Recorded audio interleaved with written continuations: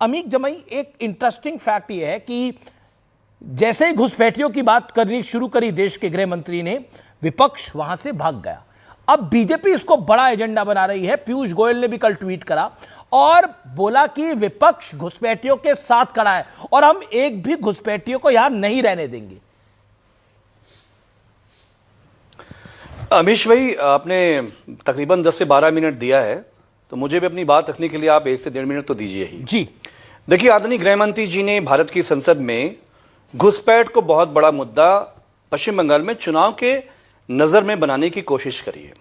मैं 2 बातें, एक तो गृह मंत्रालय का आंकड़ा है, उस पर रखना चाहता हूं कि गृह मंत्रालय का आंकड़ा यह बताता है कि 2004 और 14 में जो यूपीए 1 यूपीए 2 की सरकार थी, तकरीबन 85,000 बांग्लादेशी को भारत की सरकार ने डिपोर्ट किया बांग्लादेश।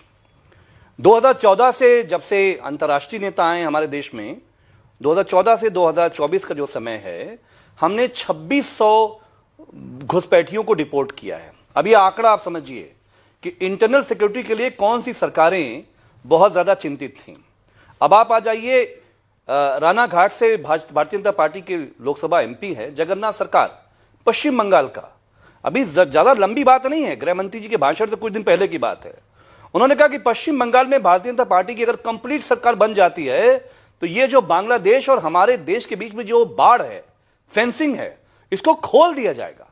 हम पहले भी एक थे, हम आज भी एक हैं और कल भी हम सब एक हो जाएंगे। हमारा कल्चर एक है, हमारी तहजीब एक है, हमारी भाषा एक है।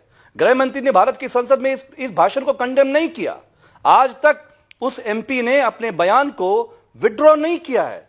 तो सवाल यह है कि इंटरनल सिक्योरिटी के लिए चिंतित उत्तर प्रदेश में 160 घुसपैठिया, हमारी जो वहां की मेयर साहिबा है वो भी भाजपा से है, 160 घुसपैठिया पिछले 6 दिन से गायब है।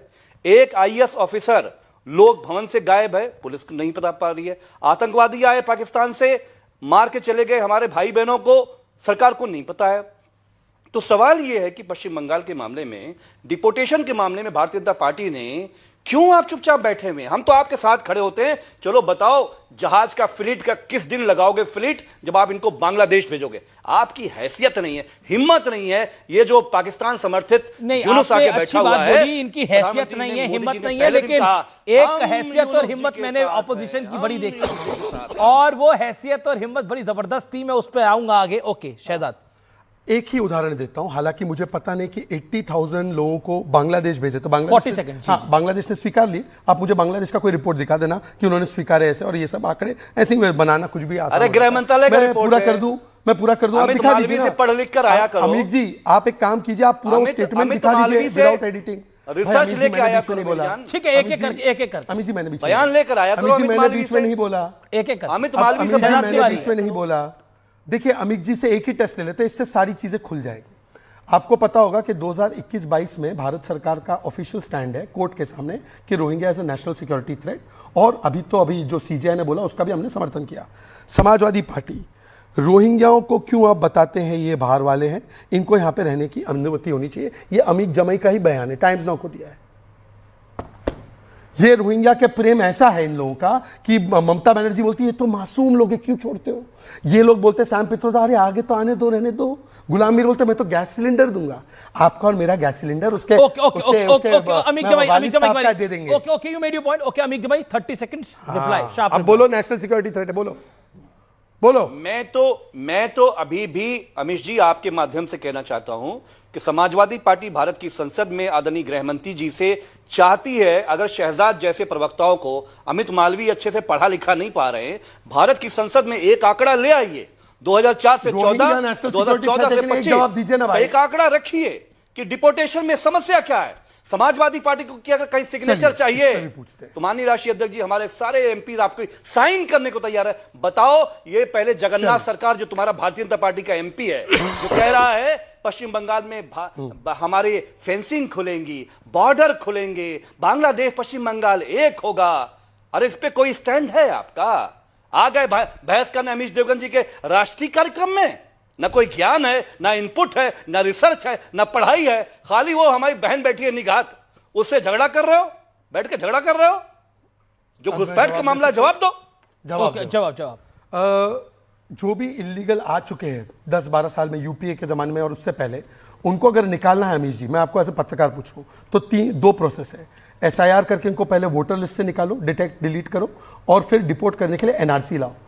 ये एसआईआर का भी विरोध और एनआरसी का विरोध, वरना अभी बोल दे अमित जी मैं एनआरसी के साथ और अरे यूपीए 1 और रोहिंग्या इलीगल है, कोई रोहिंग्या एसआईआर इलीगल है बोल दो, घुसपैठियों को बाहर भेजने के लिए। बताइए, एसआईआर का विरोध, एनआरसी का विरोध, रोहिंग्या हमारे दामाद, और बोलते हैं कि हम जो है घुसपैठियों के खिलाफ। घुसपैठियों को भेजने के लिए हमारी सरकारों ने एसआईआर की जरूरत नहीं थी। किशोर तिवारी भी हाथ खड़ा कर रहे हैं, कैसे निकालेंगे एसआईआर? एक सेकंड, शोएब जमाई कि कहां समाजवादी पार्टी का वोट है। अच्छा, समाजवादी पार्टी कितने से आप शोएब जमाई, आप तो इस टेरिटरी के अंदर पीछे होते जा रहे हैं, आप तो इस टेरिटरी में पीछे होते जा रहे हैं। राजद समाजवादी पार्टी आगे निकलने की कोशिश कर रही है, आप कहां खड़े हैं? बहुत बहुत शुक्रिया अमित जी। देखिए, हमारी पार्टी ने बहुत साफ सुथरा अपना स्टैंड लिया और हमने पहले ही से कहा था कि हम एसआईआर के खिलाफ हैं और एसआईआर एक बैकडोर एंट्री है एनआरसी के लिए। ये हमारा मत है, ये हमारा स्टैंड है ऑफिशियल। अब आपके पैनल में बैठे हुए कोई एक साथी हैं जो ओवैसी जी का नाम बार बार ले रहे हैं, उनके मजनू हैं शायद हमारे राष्ट्रीय अध्यक्ष के, तो सारे मजनुओं का इलाज भी होता है, मैं उनका इलाज भी कर देता हूँ। कि देखिए, या तो दवा दे देता हूँ। एक बार सुनिए, ओवैसी जी का नाम लेकर के आप चाहते हैं टीआरपी ले लेंगे और आप किसी को घेराबंदी कर देंगे, ऐसा नहीं चलेगा। ओवैसी जी ने अपना स्टैंड बहुत क्लियर रखा है इस एसआईआर पे। हमने पहले भी अपने इलेक्शन कमीशन में जो हमें काम करना था, इलेक्शन कमिश्नर से मिल करके हमने वहाँ पर प्रॉपर तरीके से अपनी रिप्रेजेंटेशन दी और उसका निदान भी किया गया। लेकिन ओवैसी जी तो मजनू किसी और को कहते हैं, और समाजवादी पार्टी, राजद और कांग्रेस कहती है कि ओवैसी जी तो बी टीम में भरते हैं जनता पार्टी की। ये मजनू तो बहुत सारे लोग हैं, ये शहजाद पूनावाला भी मजनू बन रहे हैं, इनकी पार्टी मजनू है। ये अमीक जमाई साहब हैं, वो लोग भी मजनू हैं।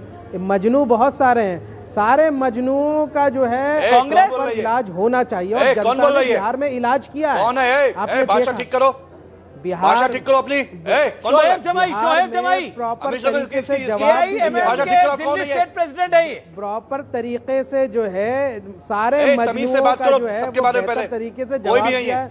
और सारे मजनुओं सारे ये समाजवादी पार्टी के प्रवक्ता कह रहे हैं। मजनू अब समझ गए हैं कि आप ज्यादा नाम, जरा जुबान ठीक करिए अपनी। भाई मैं नहीं जानता हूँ, जुबान ठीक करिए, जुबान भाई साहब मुझे यहाँ ये तरीका नहीं है बात करने का, टीवी नहीं है, मैं नहीं यही जानता। आपने जामिया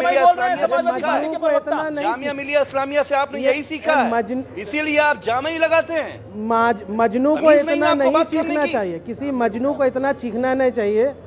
अरे भाई नहीं चीखिए ना, हमने मजनुओं का नाम लिया, आप क्यों अपना बीच में टांग अड़ा रहे? उड़ता तीर क्यों ले रहे हैं? मैंने शहजाद पूनावाला से कहा है, मैंने भाजपा से कहा है, आप उड़ता तीर ले लिए जनाब। ऐसा मत कीजिए, आप मजनू है क्या? नहीं है ना, आप नहीं है तो चिंता मत कीजिए।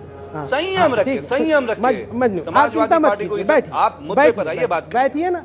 हाँ सुनिए, सलाम उत्तर प्रदेश भी हम जल्द आ रहे हैं। अस्सलाम वालेकुम, मुलाकात होगी यूपी में जरूर, चिंता मत काम नहीं है। हाँ नमाज पढ़िए, जरा फातिहा पढ़ दीजिए। नमाज हमारा स्वागत तो नहीं, अमित कीजिए। अपनी पार्टी के आप कह रहे हैं कि वो नमाज पढ़े, फातिहा पढ़े, ये सब पढ़े नमाज और फातिहा, उसमें क्या है? आप मतलब इस तरह से मिसट्रीट ना करिए, उनको हड़का रहे हैं, आप धमका रहे हैं। वो भी अपनी पार्टी के प्रदेश अध्यक्ष है दिल्ली यूनिट के। अमीर जी में जवाब, अरे भाई मैं सच्चा अमिश लेकिन भाई मेरा ये कहना है, सच्चा जवाब एक शोएब जमाई बोल रहे। अच्छा शोएब जमाई को हड़का रहे हैं, आप डांट रहे हैं उनको इतनी बुरी तरह से? नहीं, आराम से ना, इत्मीनान से। अरे एमआईएम वाले जनाजे की नमाज भी पढ़ाते हैं, शोएब जमाई को समाजवादी पार्टी की जनाजे की नमाज पढ़ा देंगे। नमाज पढ़ाइए, हमें अच्छा मुसलमान बनाइए, निकाह का भी पढ़ाइए। ये लैला मजनू ये सब समाजवादी पार्टी का जनाजे की नमाज भी हम पढ़ा देंगे। सुनिए ना, सुनिए, समाजवादी पार्टी की जनाजे की नमाज अगर पढ़ानी होगी तो वो भी पढ़वा देंगे। यही आपको टास्क मिला है ना, शहजाद भाई ने यही आपको काम दिया है, यही आप चिंता काम दिया है शहजाद भाई ने आपको। हाँ, आप चिंता मत, अब आप सही ट्रैक पर नहीं। वो शहजाद भाई और आप में क्या दोस्ती है वो पार्लियामेंट में सही ट्रैक पे आए हैं मौलाना। जब यहाँ से आपके नेता सुनिए, आपके नेताजी, आदरणीय नेताजी कहते हैं मैं मोदी जी को प्रधानमंत्री देखना चाहता हूँ, तब आपकी जुगलबंदी कैसी थी? तब आप तो वहाँ आपस में शेर व शायरी और कव्वाली पढ़ रहे थे। तो दोनों भाई भाई हुए ना, आप और शहजाद जी। तो भाई निकाह हम पढ़वा देते हैं, अगर इतनी मोहब्बत है समाजवादी पार्टी को और भाजपा को तो हम निकाह पढ़वा देते हैं, उसमें क्या दिक्कत? मैं निकाह भी पढ़वा दूंगा। कांग्रेस के आशीर्वाद से आप लोग तो नमाज भी पलते उत्तर बढ़ते रहे प्रदेश में ना। समाजवादी पार्टी आपको की पढ़ा तारीख दूंगा। नहीं पता है, अभी आपको 4 दिन हुआ है एमआईएम में आए हुए, आपको 4 दिन हुआ है एमआईएम में, जुमा एक हफ्ता। आपको नहीं मालूम है कि कांग्रेस ने कितना एमआईएम को बढ़ाया है? आपको कांग्रेस ने यूपी 1 में असद ओवैसी साहब को दिया, हम लोग बड़ा सम्मान करते हैं असद ओवैसी साहब का। यूपी 1 में रखा, यूपी 2 में रखा, जबकि कोई जरूरत कांग्रेस को रखने की अरे नहीं मतलब थी। कांग्रेस की टीम है ये। ओके तो थे ना। ओके ओके, ये तो कांग्रेस की टीम। ओके, ये कांग्रेस की टीम है, समाजवादी पार्टी का रियासत में कांग्रेस की टीम है, असल में कांग्रेस की टीम है। हाँ 20 सेकंड, ओके।